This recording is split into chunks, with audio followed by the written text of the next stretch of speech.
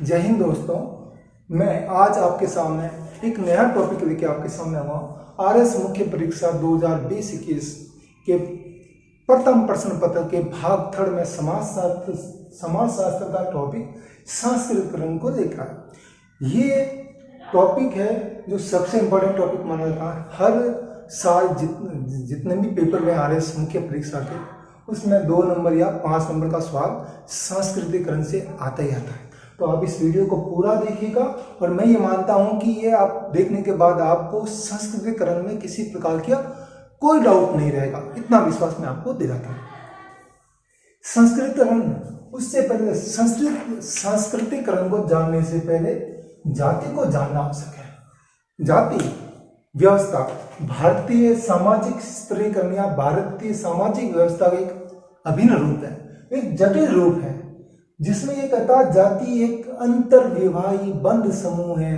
जाति एक जन्म आधारित बंध समूह है, जो अनुवांशिक व्यवस्था पर आधारित बंध समूह है, जो एक खंडात्मक विभाजन पर आधारित कठोर व्यवस्था है, जिसमें शुद्धता और अशुद्धता की निर्योग्यता लोगों पर लागू होती है, जिसमें मुख्य रूप से ब्राह्मणों को उच्च वर्ग माना जाता है और वंचित वर्गों को निम्न वर्ग मानकर ऊंच नीच का भेदभाव वाली एक सामाजिक स्थिरीकरण की एक व्यवस्था है, जिसमें ये कहते हैं कि एक ऐसी कठोर व्यवस्था है, एक ऐसी बंद व्यवस्था है जिसमें परिवर्तन किसी भी प्रकार संभव नहीं है।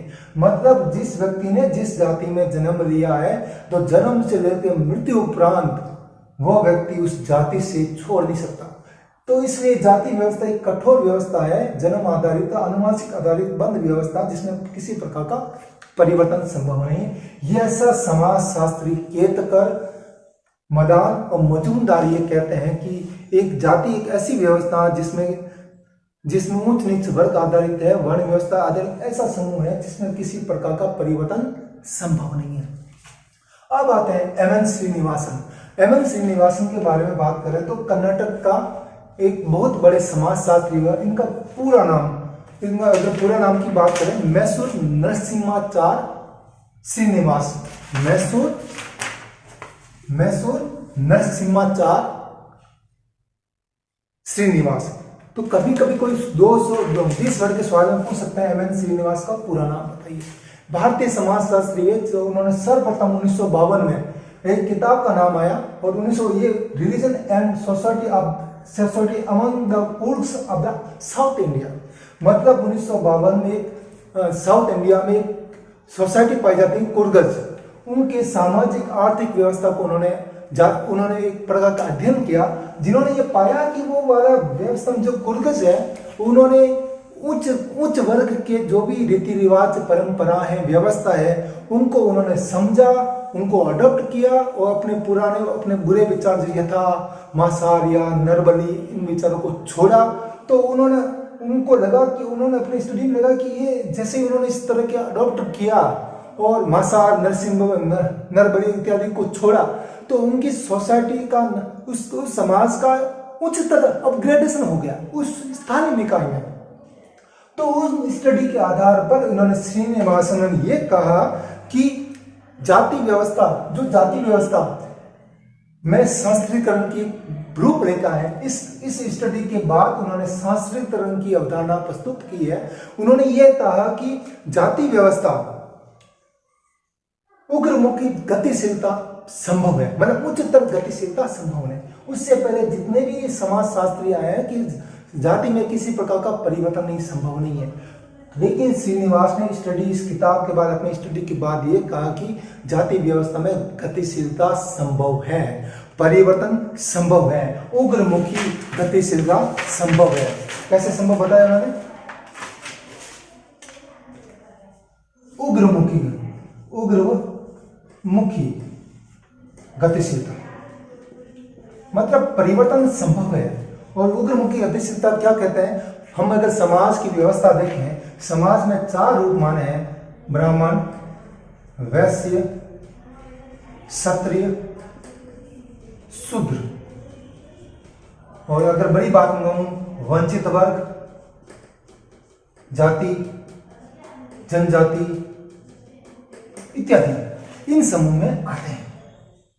मतलब इन्होंने उससे पहले उग्रमुखी गतिशीलता, मतलब अगर वंचित वर्गों के लोग अपने कोई उच्चतर ब्राह्मण, वैश्य और क्षत्रिय, जिसको द्विज जातियों का नाम दिया जाता है, उनके जो रीति रिवाज है, उनके परंपरा है, उनकी व्यवस्था है, विधि विधान है, नियम कायदे हैं, रचना विकार, खान पान, रहन सहन, पहनावा इत्यादि को अगर ये वंचित वर्ग, जाति या जनजाति अगर अपनाती हैं, तो उनमें धीरे धीरे उसमें शूद्रों में जो निम्न वर्ग है, उससे भी निम्न हिराकी का है, तो वो जाति उच्चतर वर्ग में अपना स्थान कायम लेती। इसी कारण उन्होंने अपने व्यवस्था दी कि जाति व्यवस्था बंद न होकर लचीली, परिवर्तनशील भी है। और जाति का स्टेटस, परिस्थिति, मतलब उसका स्टेटस क्या है। फॉर एग्जाम्पल अगर बात करें कि जातियों में भी उनका ऊपर नीचे है, ये मेरे से ऊपर है, ये मेरे से नीचे है। ये कहीं जाते हैं तो बोलते हैं कि अरे वो तो नीची जाति, अरे उसका भी नीची जाति। कुल मिला के जो अपग्रेडेशन होता है, जातियों में अपग्रेडेशन होना स्टार्ट होता है। उसी को इन्होंने श्रीनिवास ने सांस्कृतिकरण की व्यवस्था दी। तो इनको अगर बड़ी मात्रा में अगर बात करें, एक ऐसी व्यवस्था, एक ऐसी प्रक्रिया जिसमें निम्न जाति, जनजाति या अन्य वंचित वर्ग की समूह, ऐसी व्यवस्था, ऐसी प्रक्रिया जिसमें निम्न जाति, जनजाति, अन्य वंचित समूह, उच्च जातियां, मुख्य रूप से द्विज जाति, उसमें मुख्य रूप से ब्राह्मण जातियों के रीति रिवाज, संस्कार, विश्वास, जीवन विधि एवं अन्य सांस्कृतिक लक्षण एवं प्रणालियों को ग्रहण करती है। मतलब उच्च द्विज जातियों के परंपरा, रीति रिवाज, रहन सहन, पहनाव इत्यादि को स्वीकार करती है, उनको स्वीकार करती है और अपने जो बुरे विचार है, नर बलि देना या मांसाहार करना, मदिरा पान करना, जो भी बुराई है अपने समूह की, समाज की, उस बुराइयों को छोड़कर उच्चतर जातियों की व्यवस्था, संस्कार, आचार विचार को जब से ग्रहण करती हैं, तो धीरे धीरे इस प्रक्रिया को अपनाने के बाद धीरे धीरे 1 या 2 पीढ़ी के बाद वह जाति उच्च जाति में प्रवेश करने का दावा प्रस्तुत कर सकती है। अगर एक पीढ़ी दूसरी पीढ़ी के बाद वो ये कहती है हम उच्चतर वर्ग हैं, हम दूसरों से श्रेष्ठ हैं, ये बात है। इस प्रकार कोई जाति या समूह सांस्कृतिक दृष्टि से प्रतिष्ठित समूह के रीति रिवाज और नामों का अनुकरण कर अपनी सामाजिक परिस्थिति में स्टेटस को उच्च बना लेती है, धीरे धीरे ऊंच हो जाती है। अगर मैं आपसे बात करूं, एग्जाम्पल की बात करूं, ब्राह्मण, क्षत्रिय, वैश्य और यहां निम्न जातियां में अगर कुर्ग की बात करूं, गोंडा की बात करूं या अन्य जनजाति समूह की बात करूं, तो उनमें समूह है, उन समूह में उच्च नीच का भी भेदभाव है। लेकिन जैसे इस कुर्ग जाति ने इनके विचारों को अपनाना स्टार्ट किया, कुर्ग दक्षिण भारत की निम्न जाति में मानी जाती है, नीच जाति का रूप में माना जाता था, तो उन्हें कुर्ग जातियों ने इन ब्राह्मण जाति के परंपराओं को अपनाना स्टार्ट कर दिया और अपने जो बुरे विचार है, बुरे संस्कार है, उन्होंने छोड़ना स्टार्ट कर दिया। तो 1 या 2 पीढ़ी के बाद उसका स्थान वहां की जनजातियों, वहां की जातियों से हटकर इनके समकक्ष आ गया। समकक्ष मतलब ब्राह्मण, क्षत्रिय, वैश्य के बाद कुर्ग जाति का वर्णन आने लगा। इसी परंपरा को ही सांस्कृतिकरण की संज्ञा दी जाती है।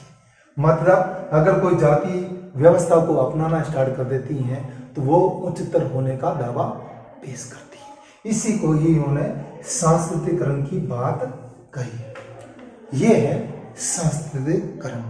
अगर इसकी विशेषताओं की बात करूं, क्या क्या विशेषता है, विशेषताओं की बात करूं कि इसमें जातीय पद क्रम की स्वीकृति मिलती है। मतलब फॉर एग्जाम्पल राजस्थान की बात करूं, ब्राह्मण, क्षत्रिय, वैश्य, उसके बाद में जातियां। गांवों में भी जातियां होती है। मैं किसी जाति का नाम यहां नहीं लेना चाहता, गाँव में भी जातियाँ होती है। आप अपने गाँव के आसपास ही आपने देखा होगा कि कुछ ये कहते हैं कि मैं उस जाति से उच्चतर हूँ। क्यों उच्चतर हूँ? क्योंकि मैं प्याज नहीं खाता, मैं लहसुन नहीं खाता, मैं दारू नहीं पीता, मैं मांसाहार नहीं करता। तो वो दावा पेश करती हैं कि मैं ब्राह्मणों के विचारों को अपनाता हूँ, या क्षत्रियों के विचारों को अपनाता हूँ, या वैश्य द्विज जातियों के विचारों को अपनाना स्टार्ट करता हूँ। तो मेरी जाति इनके बाद तो है, लेकिन बाकी स्थानीय दूसरी जातियों में मेरा उच्चतर जाति है। फॉर एग्जाम्पल, किसी स्थानीय निकाय क्षेत्र में, इस विशेष क्षेत्र में कोई भी जाति यदि सामाजिक या राजनीतिक क्षेत्र में उच्चतर हो जाती है तो वो जाति उन सब में श्रेष्ठ मानी जाती है। तो वो बातें यहाँ क्लियर करती है। फॉर एग्जाम्पल, आप बात करते हैं किसी राजनीतिक घराने की बात करते हैं कि उनके दादा भी चुनाव में खड़े थे, पिता भी चुनाव में खड़े थे, बेटा भी चुनाव में खड़ा था, और वो किसी पर्टिकुलर जाति से बिलोंग करता है और जाति में पर्टिकुलर गोत्र से बिलोंग करता है, तो गोत्र भी उन बाकी सारी गोत्र में उच्चतर मान ली जाती है, क्योंकि उसका बैकग्राउंड राजनीतिक बैकग्राउंड है, उनका प्रशासनिक बैकग्राउंड है, उनकी हर जगह पहुंच है। उसी पहुंच को ही शास्त्रीकरण का नाम दिया जाता है। मतलब सबसे बड़ी बात है, ये पदक्रम का बात करती, पदक्रम की बात करती। और सबसे बड़ी बात दूसरी इसकी विशेषता आती है, दो तरफा व्यवस्था है। मतलब अगर ये कुर्दिश ने ब्राह्मणों की परंपराओं को अपनाया तो ये तो अपना लिया, लेकिन साथ साथ ब्राह्मणों ने स्थानीय लोक देवी देवताओं, स्थानीय परंपरा, स्थानीय व्यवस्थाओं को साथ में अपना, मतलब द्वि प्रोसेस है। अगर मैं आपको कुछ दूंगा तो बदले में आपको भी कुछ मिलेगा, क्योंकि कॉम्बिनेशन हो रहा है। संक्रमण काल में कॉम्बिनेशन होने के बाद आप कुछ चीजें ये सीखते हैं, कुछ चीजें ये सिखाते हैं, तो दो तरफा प्रक्रिया। सबसे बड़ी तीसरी विशेषता है कि ये व्यक्तिगत प्रक्रिया नहीं है, मतलब कोई एक आदमी नहीं उठता, पूरा समाज एक साथ उच्चतर उठता है, पूरे सामूहिक प्रक्रिया है।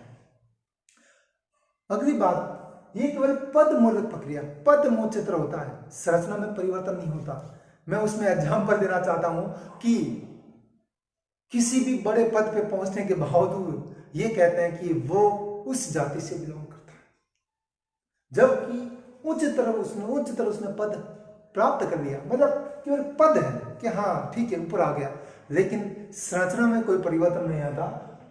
ब्राह्मण, क्षत्रिय, वैश्य, उसमें कोई परिवर्तन नहीं आता। बाकी जो जातियां हैं, कोई ऊपर आ गया तो जैसे एक जाति ऊपर बढ़ी तो दूसरी जाति जो ऊपर थी वो नीचे आ गई, इसमें कोई परिवर्तन नहीं है, संरचना में कोई परिवर्तन नहीं है। पद मूलक कि वो उससे उच्च हो गया, बाकी उससे नीचे है। अगली बात कि इसमें आसपास की जातियों से उच्च हो जाते हैं, तो कुछ जातियां उससे निम्न हो जाती है। तो सामाजिक व्यवस्था है उसमें किसी प्रकार का परिवर्तन नहीं आता कि चार व्यवस्था थी, ब्राह्मण, क्षत्रिय, वैश्य, शूद्र और वंचित जातियां, इनमें कोई परिवर्तन नहीं। यही कोई ऊपर आता है तो कोई नीचे चला जाता है, ऊपर नीचे प्रक्रिया चलती रहती है। तो उस मालक केवल पदमुख प्रक्रिया है, संरचना में कोई परिवर्तन नहीं होता। और सबसे बड़ी बात है, एक लंबी प्रक्रिया है, मतलब लंबे संघर्षों की प्रक्रिया है। आपको उच्चतर पद हासिल करने के लिए, उच्चतर प्रशस्त उस स्तर पाने के लिए आपको लंबा संघर्ष करना पड़ेगा। छोटे छोटे संघर्षों से नहीं होता, एक दो पीढ़ी के बाद ही आपकी जाति को उच्चतर स्थिति प्राप्त होती है। अब इसका कारण क्या था? ऐसा क्या कारण था कि संस्कृतिकरण की अवधारणा सामने आई? तो सबसे बड़ी बात है संचार साधनों का विकास। पहले सभी लोग एक पर्टिकुलर गांव में निवास करते थे, आना जाने का कोई नहीं था।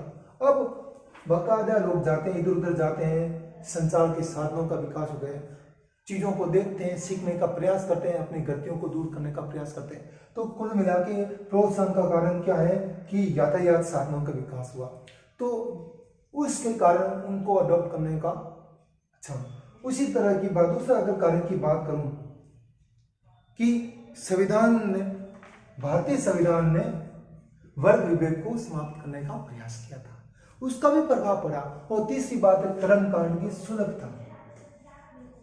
अब हर व्यक्ति आता है कर्म कांड में करने का प्रयास करना स्टार्ट कर देता है, और जब इस तरह की कंडीशन आपके सामने पेश होती है तो आप पहले अपने में परिवर्तन करते हो, फिर समाज में परिवर्तन करते हो, और फिर समाज धीरे धीरे धीरे उच्चतर स्थिति को प्राप्त करने का प्रयास करता है। अब इसकी आलोचना क्यों कहते हैं? आलोचना में पहली बात है कि इसमें जाति एक पद मूलक रूप में कहा जाता है, संरचना में कोई परिवर्तन नहीं आता, उस समाज में कोई परिवर्तन नहीं आता। वो एक जाति उच्च जाति है तो निचले दूसरी जाति उसके निम्न हो जाती है, और उच्च नीच का भेदभाव की बात स्वीकार करते हैं कि भारतीय सामाजिक व्यवस्था जो जाति व्यवस्था है उसमें भेदभाव कायम है, और भेदभाव की बात सांस्कृतिकरण के रूप में सामने आती है, क्योंकि कोई व्यक्ति कोई जाति उच्चतर जातियों की बात, उनके आचार विचार रहन सहन को लेने का प्रयास, अडॉप्ट करने का प्रयास करती है, मतलब वो निम्न जाति है, वो उच्च जाति है। तो इस अवधारणा में ऊंच नीच के भेदभाव को भली बात इसमें स्वीकार किया है। तो कुल मिला के आपके शास्त्रीकरण की अवधारणा आपके सामने आती है। अगर शास्त्रीकरण आता है तो एम.एन. श्रीनिवास की किताब religion and society among the people of the south India में उग्रमुखी जाति गतिशीलता की अवधारणा दी है, जिसे शास्त्रीकरण कहा है। इसका अर्थ निम्न जाति जनजाति अनिवंचित समूह, उच्चतर जाति मुख्य रूप से द्विज जाति मुख्य रूप से ब्राह्मण जातियों की रीति रिवाज परंपरा व्यवस्था को अपना के बाद पीढ़ी दर पीढ़ी, मतलब वो एक या दो पीढ़ी के बाद उच्चतर सामाजिक स्थिति पाने का दावा पेश करती हैं, उसी को ही शास्त्रीकरण कहा जाता है। 20 वर्ड में 1, 2, 3 और 4 आना चाहिए। जब 50 वर्ड का सवाल आ जाए तो 1, 2, 3, 4 तो आपके आने ही है, और विशेषता 4 विशेषता आपको देनी है। और उसमें जब ये बात 50 वर्ग की आए तो जाति को आप साथ में शामिल करो। भारतीय जाति व्यवस्था जो पूर्व में कठोर बंद समूह रूप में माना जाता है, लेकिन एम.एन. श्रीनिवास ने अपनी पुस्तक religion of the society among the people of the south Indian में उग्रमुखी गतिशीलता के रूप में जातीय परिवर्तन की बात की है, जिसे शास्त्रीकरण कहा जाता है। शास्त्रीकरण का मुख्य अर्थ पूरी परिभाषा दो, उसी विशेषता बता दो कि ये पद मूलक संरचना में परिवर्तन होता है, लंबे संघर्षों में परिवर्तन होता है, सामाजिक परिस्थिति चेंज हो जाती है, उसके बाद उसके कारण लिख दो कि ये संचार साधनों का विकास, संविधान के वर्ग विवेश के विवाद, कर्म कांड की सुलभता के पश्चात ये इसका विकास हुआ। और सबसे बड़ी बात इसकी आलोचना है कि पद मूलक परिवर्तन की ही बात करता। अगर आप ये चीज लिखते हैं तो आपको 50 वर्ड में आपको 5 में से 5 मिलेंगे, और 20 वर्ड का सवाल है तो 2 में से 2 मिलेंगे। हमारा उद्देश्य है आपको मैक्सिमम मार्क्स कम मेहनत में मैक्सिमम प्राप्त कैसे करें। मेरा ये वीडियो अगर आपको पसंद आता है तो आप लाइक कीजिएगा, शेयर कीजिएगा, ताकि मैं अगला वीडियो आपके सामने जल्द ही पेश कर सकूं। आपका साथी सुरेश के.एम. उपखंड अधिकारी रिया पड़ी।